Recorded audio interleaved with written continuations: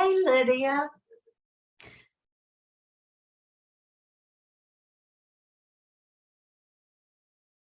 This is actually Eileen. Hey, Eileen. Listen, I got a little nervous. Cynthia will be back in a minute about the screen serving I'm sharing. And also I had a question about, are you mailing out the toolkit? Because I have a couple of other things that could go with that. I'd be happy to mail it out. Okay. Yes. Because I've got information about mental health, first aid, which a lot of people on the call might be interested in. Also, I have the toolkit, and I have things that would go in the chat, but I don't know how to do that and talk at the same time. I understand. Well, so if you I thought I could email you the presentation, and you could follow along with the notes and cut and paste. Sure could. I'd be happy to. So I'll do that in a minute, except I have my screen up. But we were going to try to see if Cynthia could share the screen, and then I could just do the presentation, because I can't. I need to take a class. I understand. I do. And Sherilyn told me you were suffering with the flu, and I know that's I feel a little bit better right now, and that's good. I'm pumped up with, all these things. Yeah. And Advil. So, hey, Eileen. Hey, Cindy. So let's first see if she can share the screen, and we can. Okay. And then I'm going to send, in the meantime, I'm going to send you.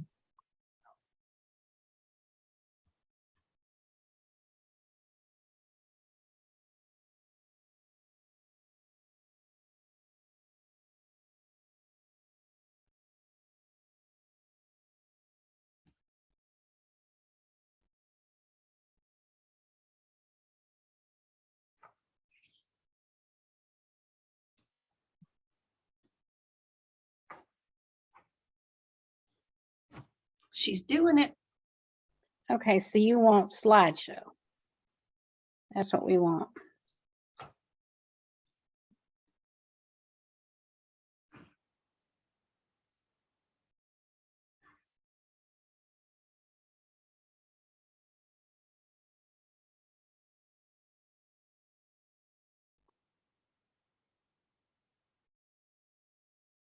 Well, all this stuff is in the way. Oh, there it is. Hey, that's where, that's what it was doing for me. And I had to go to, write down what you did. Well, I pulled it up. I shared it first and then put on slideshow. But I had to get that. I had to move it where the Zoom controls are out of the way. Yeah,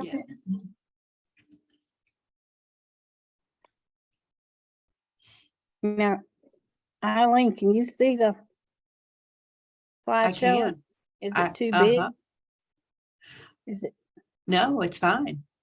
Have you got two screens where you can be following along with the notes, Eileen? Me? I don't. Oh, I only have one screen. So maybe I need to just send you the note.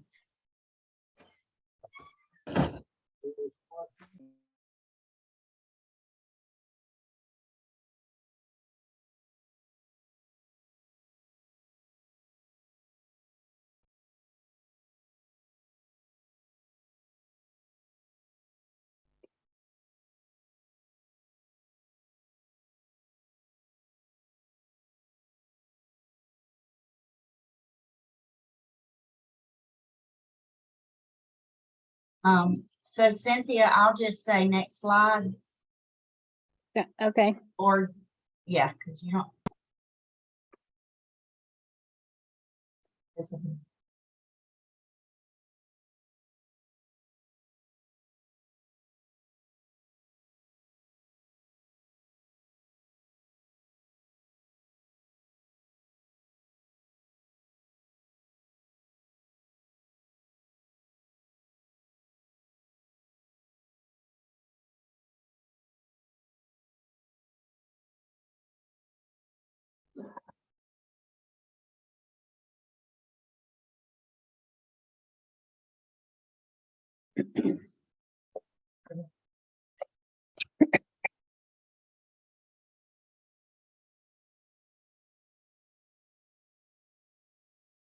Oh.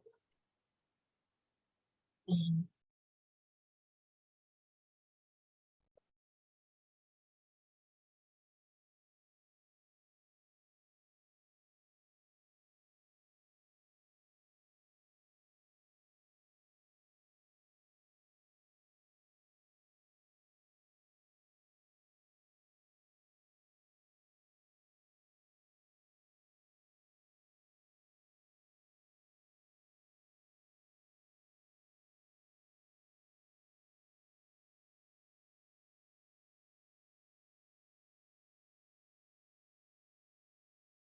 Okay, this.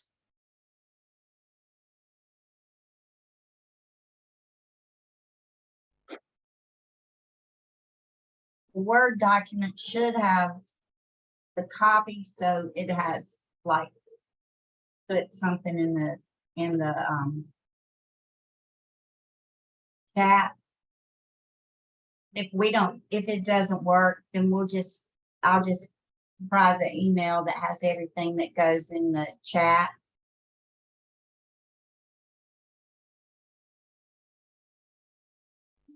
Yeah, I don't know about you, but on my screen, the slideshow is huge. And it's behind the people Yes, mine that are is too. talking. Let's see, what did I do? I'm not, but that's what it was doing to me. And now it's, Is it So- okay now? I mean, I can still move the slides from one to another, but I can't mute myself, which I would definitely like to do with all these dogs around. But I will.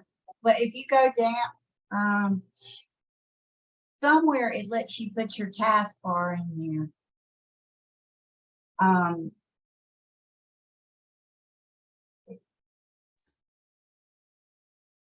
Okay, see where those three little dots are at the bottom of the slide? Yeah, Press that, and I think it lets you, I think that's where it is.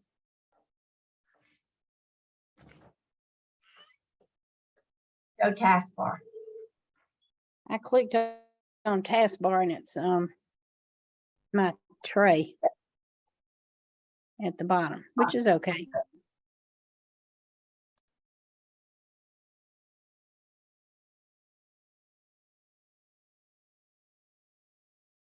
Oh, presenter view. No, we don't want that.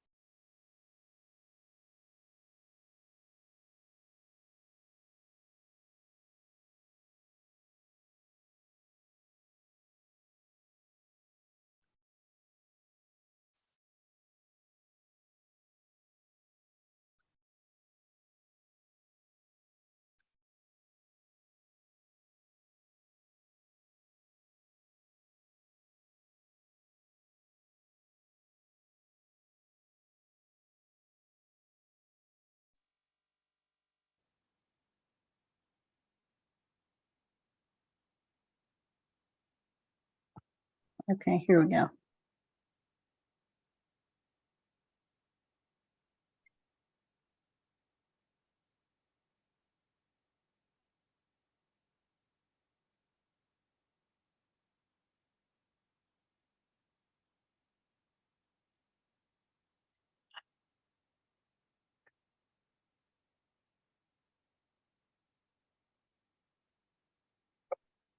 That's the best I can do. Is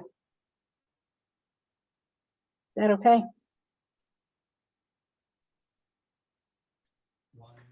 Good for me.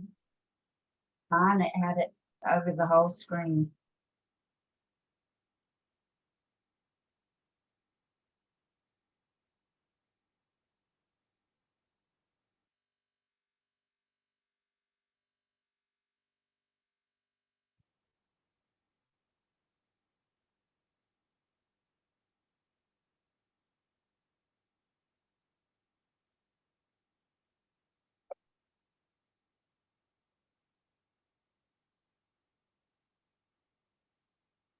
Julie, I think it looks good. Okay.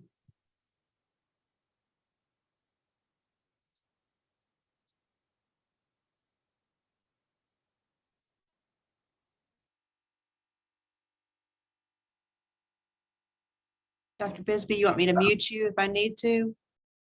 Yeah, until I get ready to talk, Okay. unless You know, y'all I- want to hear my dogs. I don't know. I don't know that I can unmute you, but I can mute. You'll be able, after this is over, after you're not sharing screen anymore, you should be able to find the unmute button, right? Well, I am.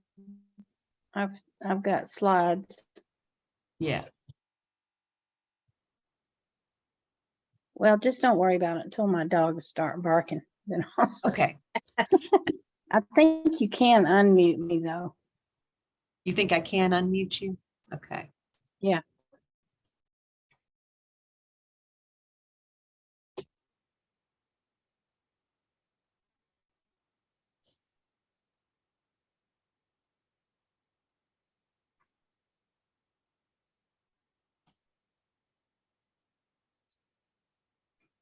Can everyone see the screen okay?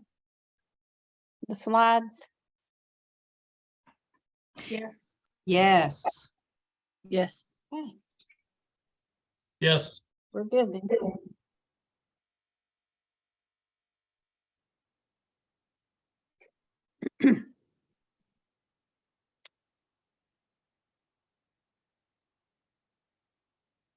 Julie, are you ready?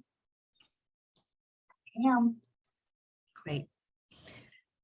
Well, I want to welcome everyone to this resource hour. Thankful that Mental Health America in Montgomery is taking the platform today. I want everyone my name's Eileen Knott. I'm the management assistant here at MOC, and I want to introduce Sherilyn Bellew, who's going to be our facilitator, moderator today. Sherilyn, it represents justserve.org. This is an international nonprofit that is active in Montgomery and the river region. That this serve.org matches volunteers with community projects, and they work closely with Hands on River region, who do that very same thing. They work well together. Sherilyn has been co-chairing MOC's Coordination of Services Committee here at MOC. So we welcome her volunteer efforts at MOC, and we thank her for moderating today's resource hour. Sherilyn. It's always a joy to meet some of the wonderful people who are doing nonprofit work or service work in our community. Julie Waters is going to be starting out our presentation today. Julie Waters leads a consulting and grant writing company called Creative Results LLC, and she's been working as a contractor with Mental Health America in Montgomery since 2021, with various institutions within the state of Alabama, including the Alabama Department of Senior Services and the Middle Alabama Area Agency on Aging. In addition to the administrative duties of an executive director, she also practiced. Yes. Yeah, I was going to ask you to shut off your video because your audio is being affected. Sorry about that. I'd like to start over again if you don't mind. Julia Waters leads a consulting and grant writing company called Creative Results LLC. She's been working as a contractor with Mental Health America in Montgomery since 2021. Can everybody hear me now? Okay. She has over 40 years of experience in the field of social services with various institutions within the state of Alabama, including the Alabama Department of Senior Services and the Middle Alabama Area Agency on Aging. In addition to the administrative duties of an executive director, she also practiced the skills of case management required by various programs during a career focused on those in need of long-term and/or senior care. And Julia, I believe you have a slide presentation you've got ready for us. Julie. I do. Okay, thank you so much. Appreciate it. Well, first I want to thank you for the opportunity to be here today and to share some insights on how to better cope during stressful times. Mental Health America in Montgomery received a grant from Mental Health America and the Brave of Heart Fund to develop a toolkit for healthcare workers who experienced a high level of stress and mental health issues during the pandemic.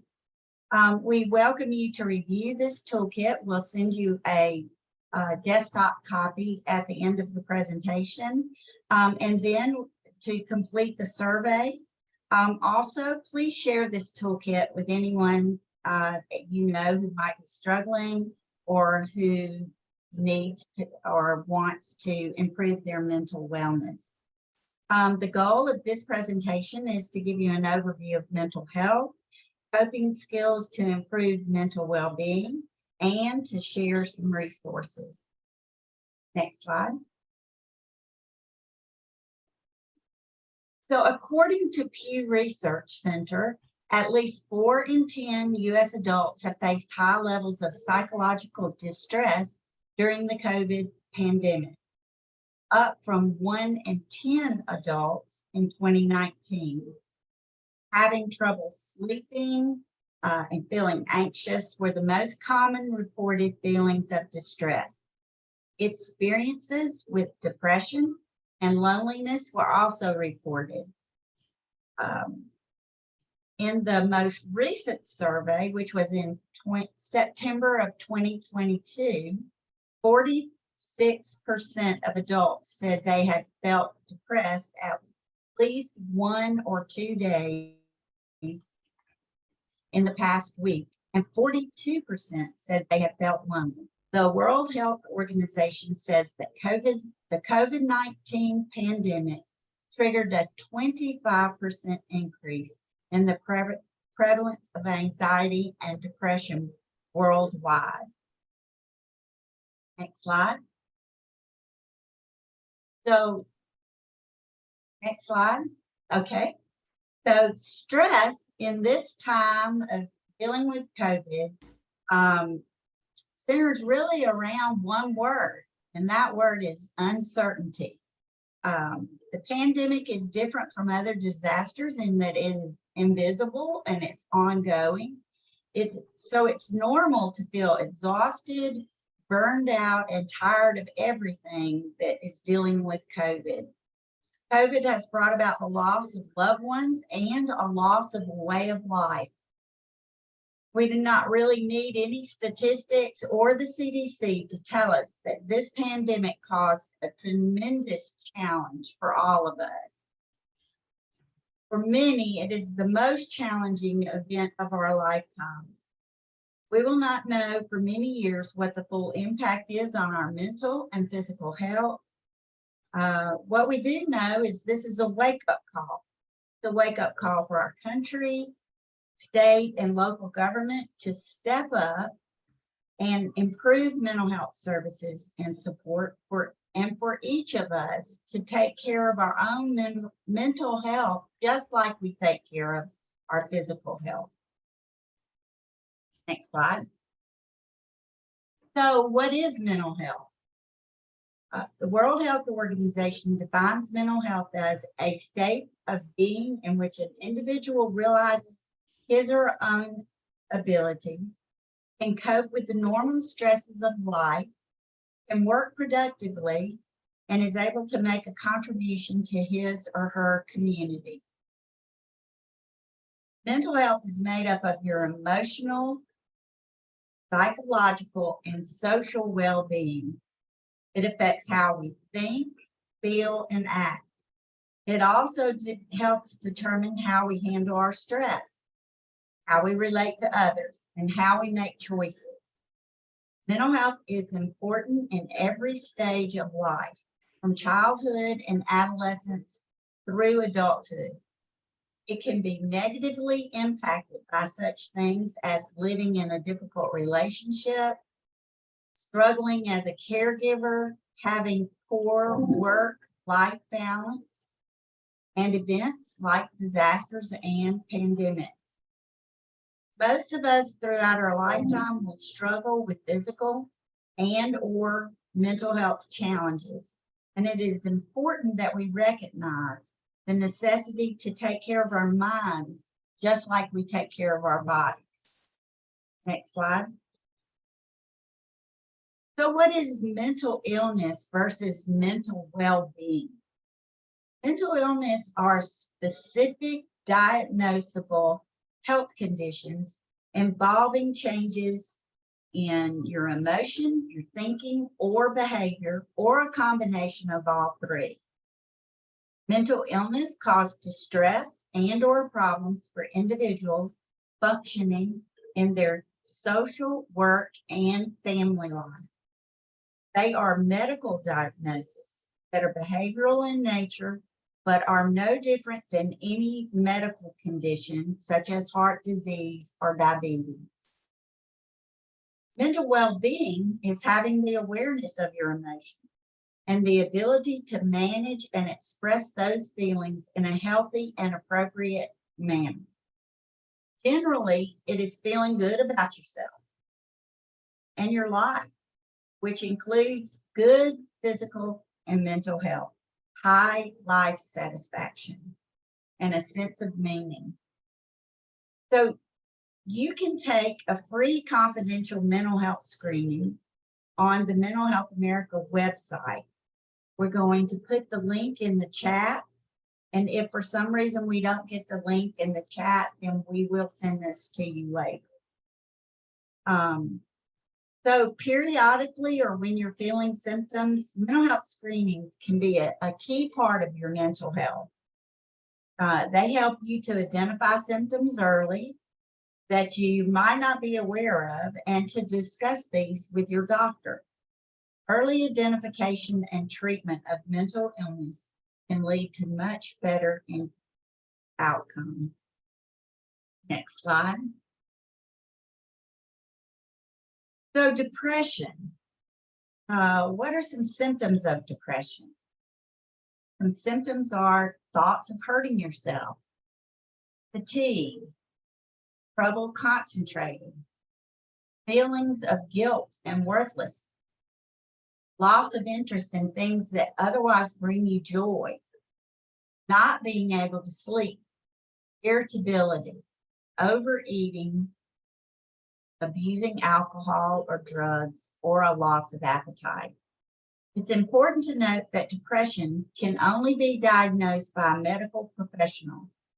If you have thoughts of hurting yourself or any of these other symptoms that last longer than a few weeks, you should talk to a medical or a behavioral health professional. Right? So how do you get help for depression?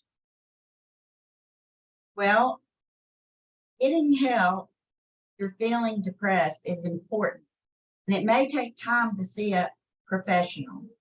So you can take some of these resources immediately while you're waiting to talk to your primary care doctor or getting an appointment with a behavioral health professional. Discussing your feelings with close family or a trusted friend can help you to cope during some of these times. You can call 988. If a veteran, you can call the Veterans Crisis Line, or you can talk to a peer support specialist at Wings Across America, or talk to someone at NAMI, which NAMI was traditionally an organization to help families, but they are a large grassroots organization that are dedicated to making life better for people affected by mental illness. And they have some great resources also. These resources will be listed at the end of the presentation. Next slide. So what's the difference between stress and anxiety? So stress causes you to have emotional or physical tension. The response to an external cause, events, thoughts that can make you feel frustrated, angry, or nervous. Stress typically goes away once the situation is over. You can use stress in a positive way. It can help you to meet a deadline or to avoid danger. It can be negative, though, when it keeps you from sleeping or abusing substance abuse or overeating. Those are things that are negative results of stress. So what is anxiety? Usually it's a reaction to stress. It involves persistent feelings of uneasiness and dread that don't go away. It's consistent even when there is no stress. It can influence your life, causing you to avoid things and avoid people you otherwise enjoy. It can cause negative physical symptoms such as restlessness, fast or irregular heartbeat, nausea, aches and pains, or an inability to sleep. Life is stressful. It just is, but we must learn to cope. Both stress and anxiety can affect mental and physical well-being. Not managing stress or anxiety can result in a more serious mental health issue. Next slide. So we're going to concentrate for just a minute on men. Men often express their challenges with mental health and stress differently than women. 6 million men experience depression each year. Men are 4 times more likely than women to die of suicide. Men may be more likely to use drugs or alcohol as a means of coping. Men use anger and irritability to cope with depression, and men are less likely to seek help. Men struggle with mental health just like everyone else, but men often express their challenges with mental health and stress differently than women. Research shows that men do not seek help or support because of a fear of being seen as weak. Stigma about mental health is a problem for everyone, but for men, it is even greater. Women support your men by educating them about mental health and encouraging them to get help or talk to someone when they are showing some of these symptoms. Next page. So, how can men center their mental health? Here are some ways. Catching and stopping yourself when you start to pull yourself down or put yourself down in your head. Embracing having more emotional, real conversations with your friends and family. Naming that you cannot control other people's actions and focus on your own instead. Taking the time to express feelings instead of detaching, distracting, or avoiding them. Easing the grind by asking for help from others. And remembering that you are enough. Don't have to prove your masculinity, manhood, or your worth by overworking, being tough, or being strong. On pages 38 to 41 of the Be OK Handbook, it addresses men's mental health. There are also some online mental health resources that are just for men, and they can provide a wide range of screening tools, tips to manage anxiety and depression, and a list of additional resources. We'll try to put those in the chat. If not, we'll send them to you later. Next slide. So, you have to cover your basic needs. There are basic healthcare needs that are important for your mental health also. You must fuel your body by eating good food, fruits and vegetables. Are you getting adequate sleep? 7 to 8 hours per night are suggested. Are you staying hydrated? At least 6 to 8 glasses of water per day. Are you exercising 20 to 30 minutes per day? Remember that if you don't take care of yourself, you can't take care of others. Next slide. So, coping skills. Mental health and physical health go hand in hand. And for some reason in the past, our healthcare industry has not focused on addressing physical health and mental health together. The pandemic has brought a lot of attention, research, and hopefully action to bring these two together. This is part of the wake-up call. Coping skills are activities you can use to reduce difficult thoughts and to reduce stress. These are skills you can develop to help you move forward when you're having a tough time. Remember, everyone is different, so it's important to give yourself a few different coping skills to try and find out what works for you. The good thing about many coping skills too is they're free. You just have to take the time and give a little effort practicing, and then they become a habit. Next slide. But first, let's talk about expectations. Life expectations are rarely easy. The reality is they're messy. And so you can adjust these messy situations by setting realistic goals for yourself during stressful times. Realistic is the word. Take baby steps to accomplish your tasks and goals, and don't expect more out of yourself than you can do. Work on not being stressed, because stress uses up a lot of energy. Have you ever just really stressed out about something, and whenever you look back, you said to yourself, I mean, why did I worry so much? This was easy, and I wasted all that time and energy worrying. Work on being okay with adjusting your expectations of yourself and others. Don't always be available.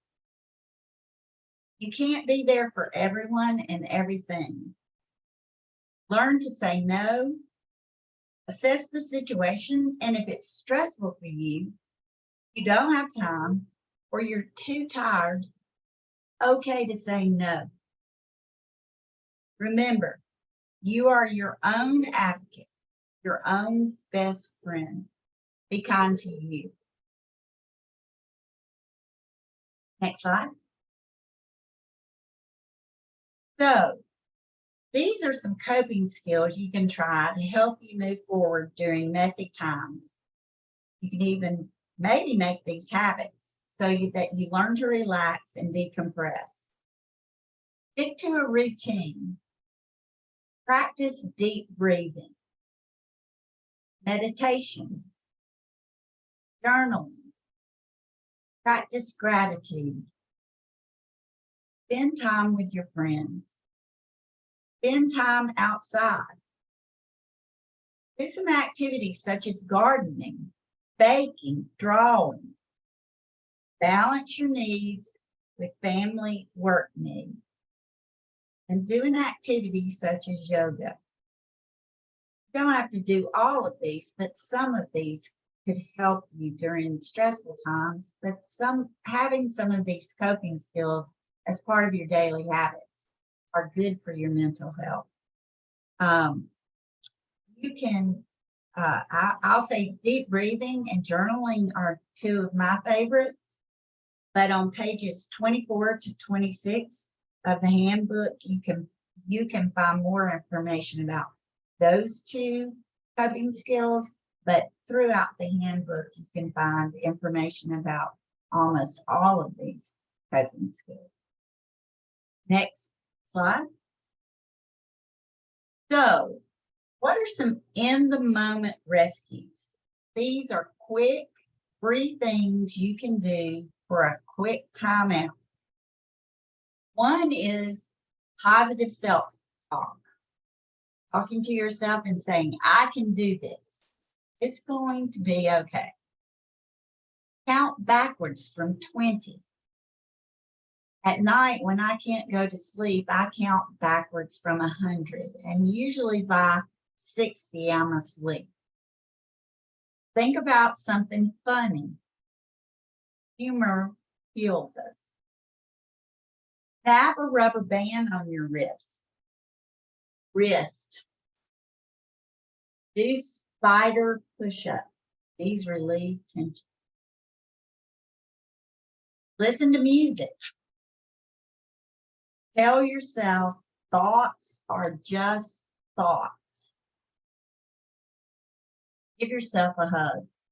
You don't do that enough. Especially during the pandemic, no one else could hug us. So we should hug ourselves. Next slide, please. So, how to feel better in 5 minutes? One way is to switch off your cell phone. You know, we have them with us, they're hooked to us 24 hours a day, and we need a break. You don't have to be available all the time. And we should also probably limit some of the time we spend on social media, just having access to our email all the time. Switch off the phone sometimes, give yourself a break. Stretch and breathe deeply. When you're sitting at your desk, stand up and stretch. Take a few deep breaths.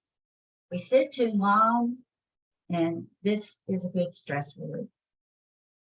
Take a quick walk outside. You can walk outside in 5 minutes. You can get 500 or more steps. That's a good way to get your exercising in during the day. Write down how you feel. Keep something at your desk or behind you or by your bed or where you feel stressful. And if something bothers you, write down your feelings. And if you're not comfortable keeping them, write them down and throw them away. But writing things down makes you feel better. Next slide. So, how do you cope? Think about some ways that you cope. And think about making some of those a good habit. Next slide.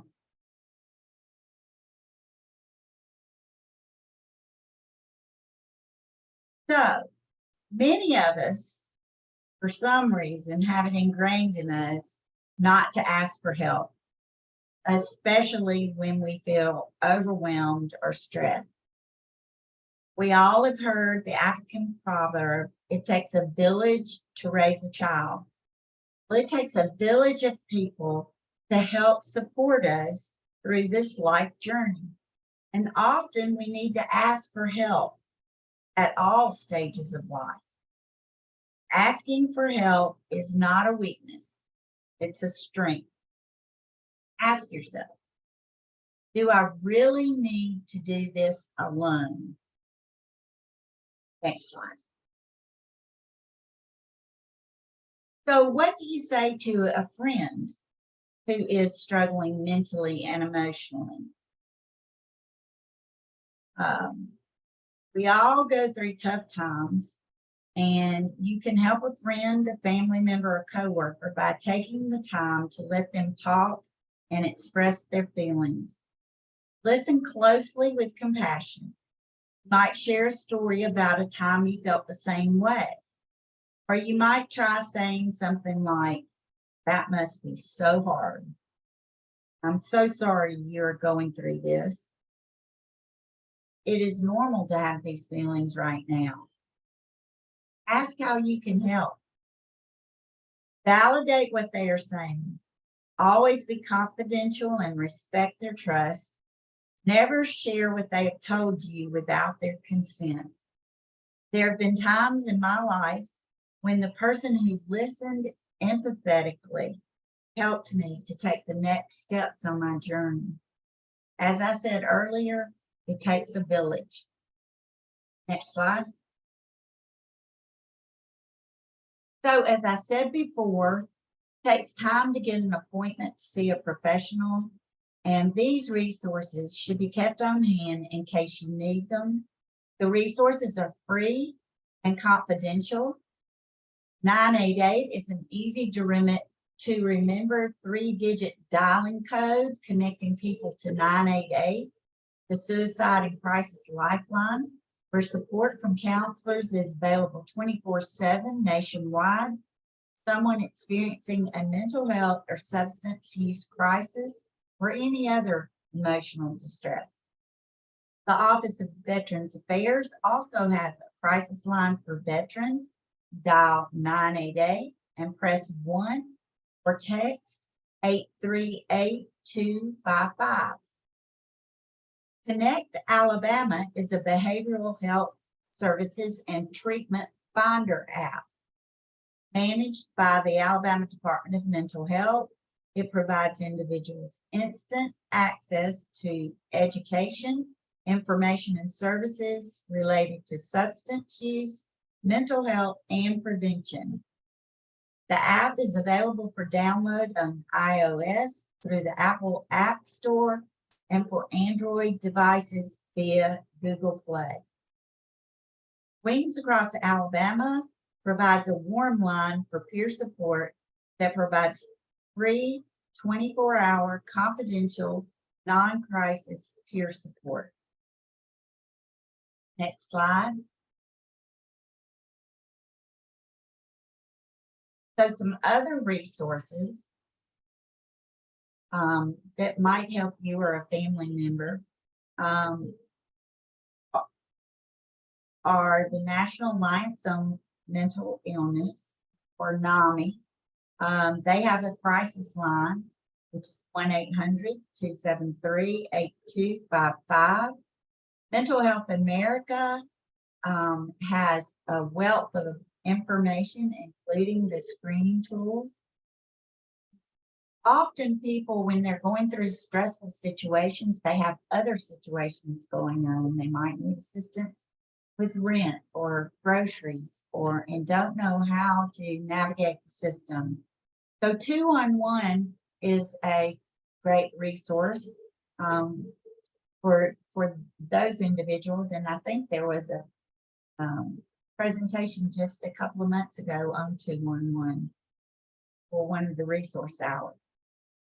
The Aging and Disability Resource Centers are a free access line, 1-800-AGE line, where individuals can contact the ADRCs and they will screen them for benefits and services.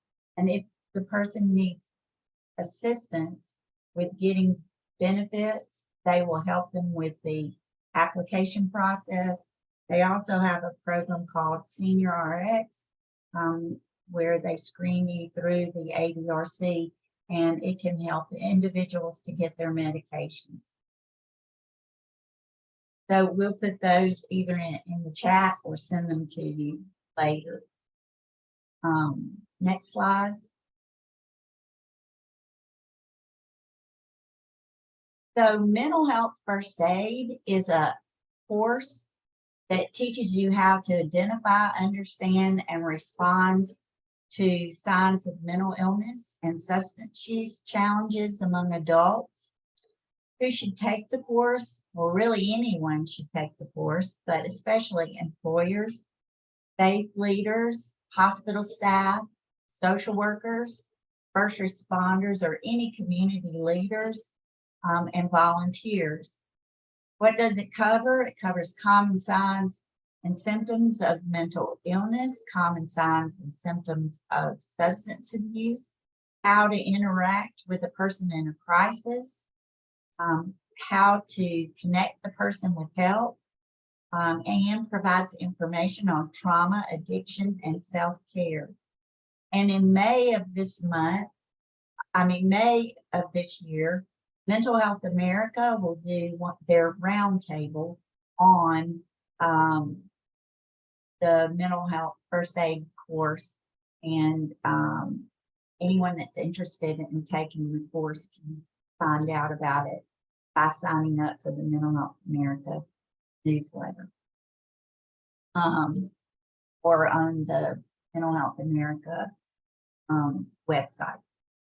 So next slide, and I'm going to turn this over to Cynthia Bisbee, which I'm sure you all know, and she's going to talk to you about Mental Health America.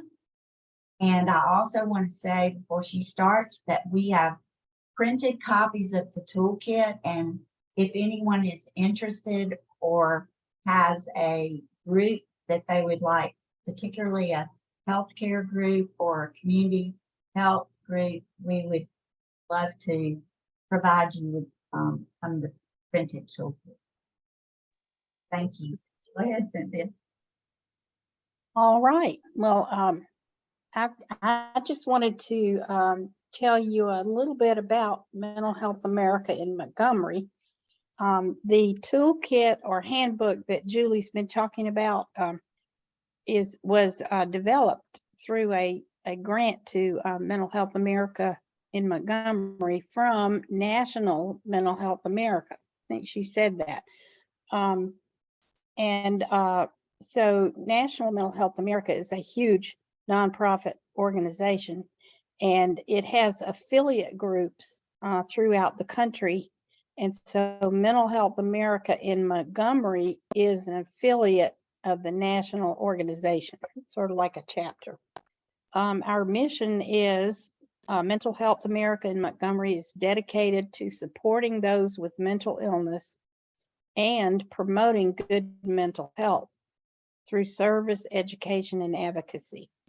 And I'll just tell you a little bit about our programs. Operation Santa Claus, the Clubhouse Program, and Outreach and Education. Operation Santa Claus is a program where we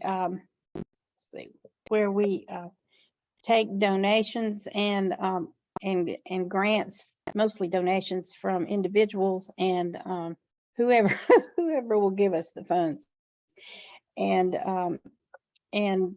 we purchase gifts, holiday gifts and food for people who are residing in the group homes of Carastar Mental Health, which used to be called the Montgomery Area Mental Health Authority, and also their case management program. And this past year, we served over 140 people with Christmas gifts and food.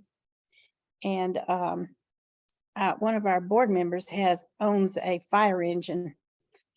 And when COVID, we used to have a party, and when a Christmas party, and people got their gifts there. But when COVID hit, we had to think of another way to deliver the gifts. And so she volunteered the fire engine, and we drove around in a fire engine to all the group homes and delivered the presents.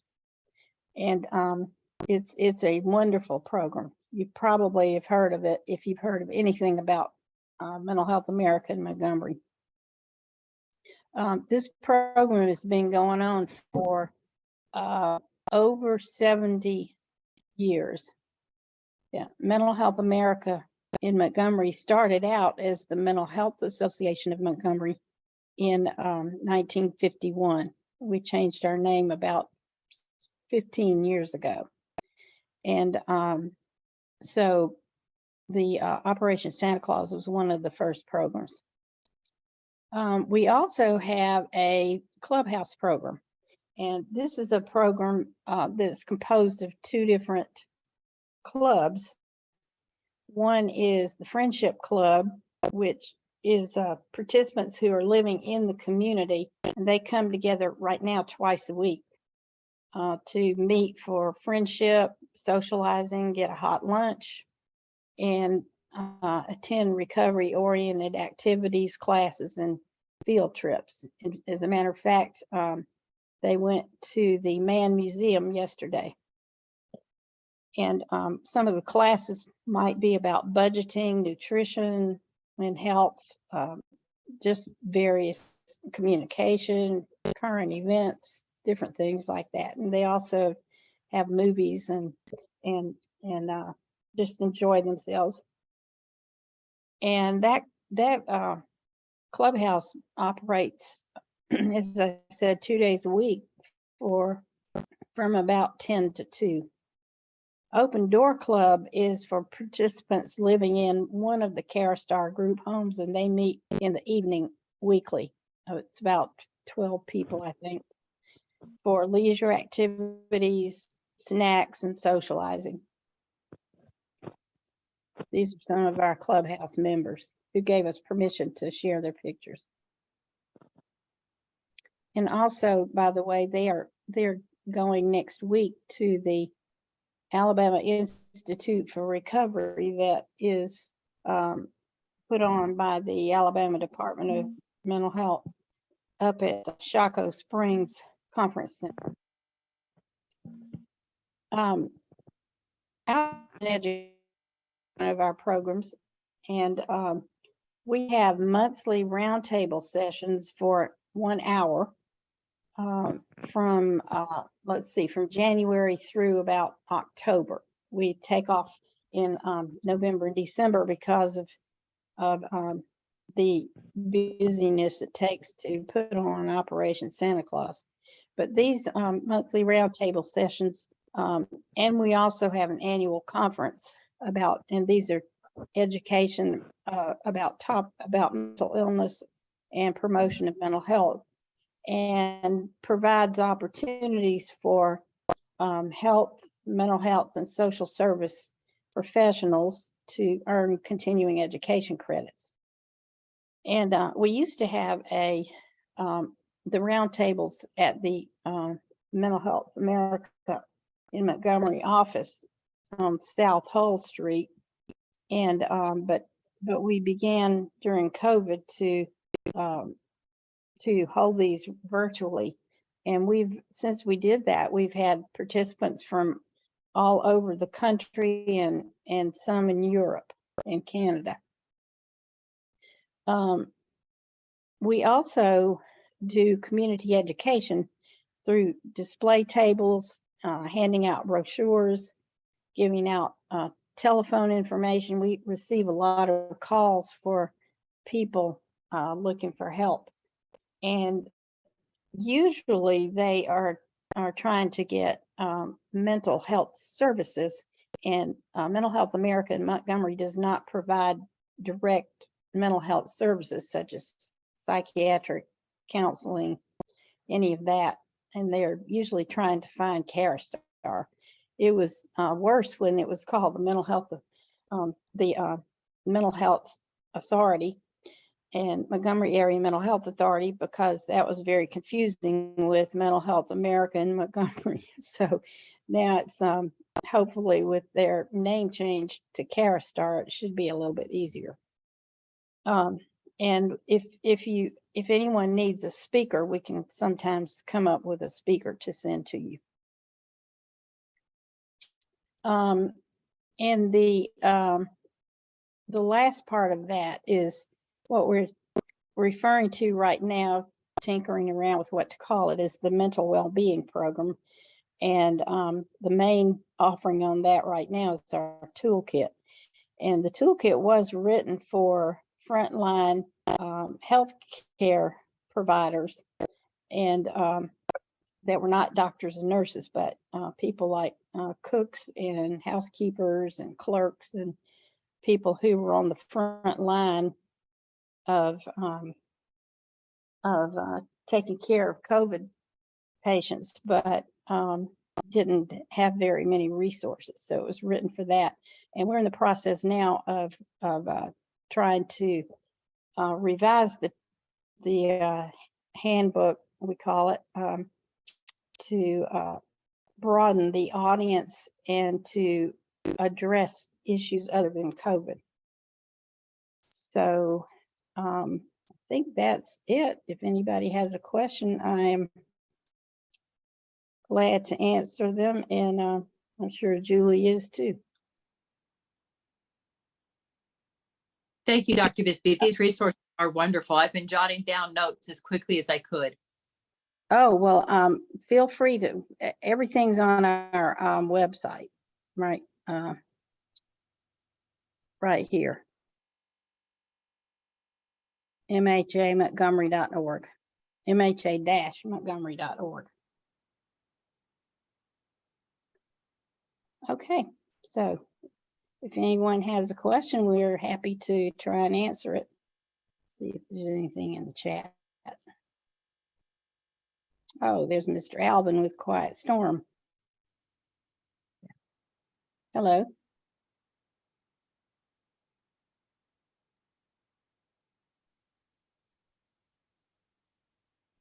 Okay, I think we're done then.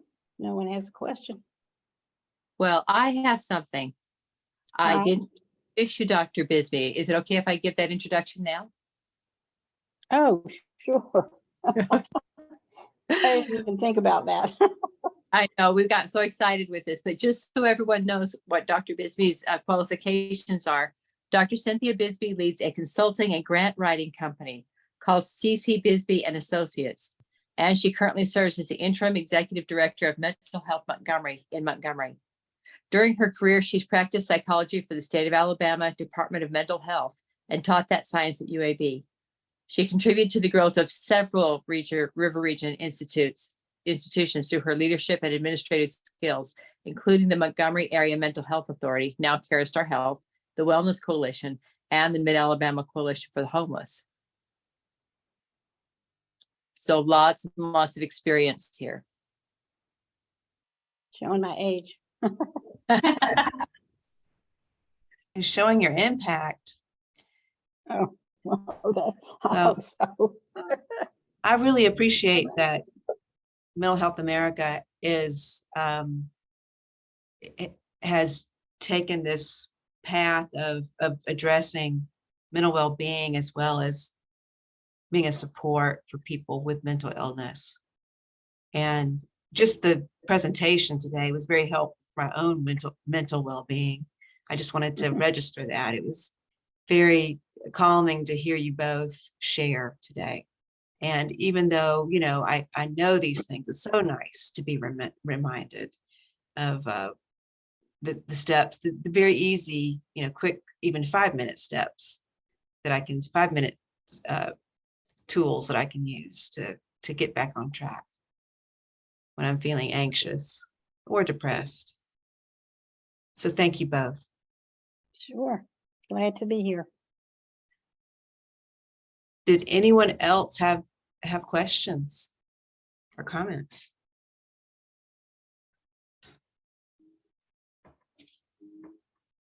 Well, I've already signed up for the newsletter.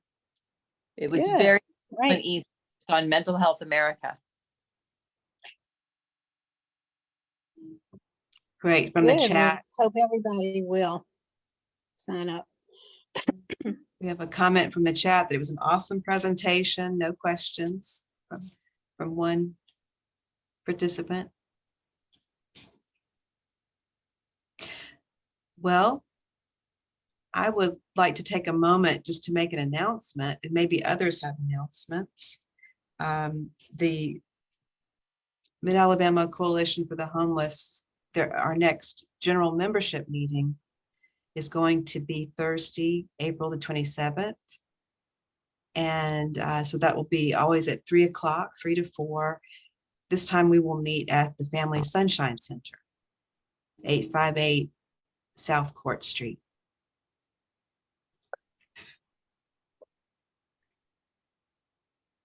Any other announcements?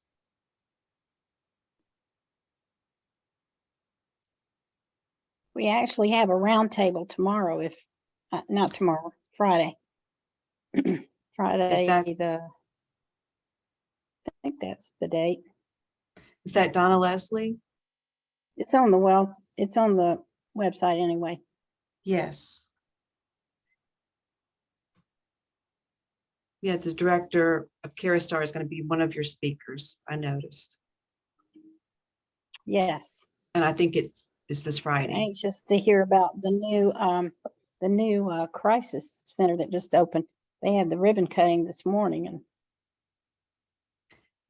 Yes. it'll be So, open soon. so now the whole expanded, both parts of the property of the crisis center are open. The building that was being renovated. You know, I don't know. I didn't get to go this morning, so I don't know all the particulars. I imagine it'll be on the news tonight, if I had to guess.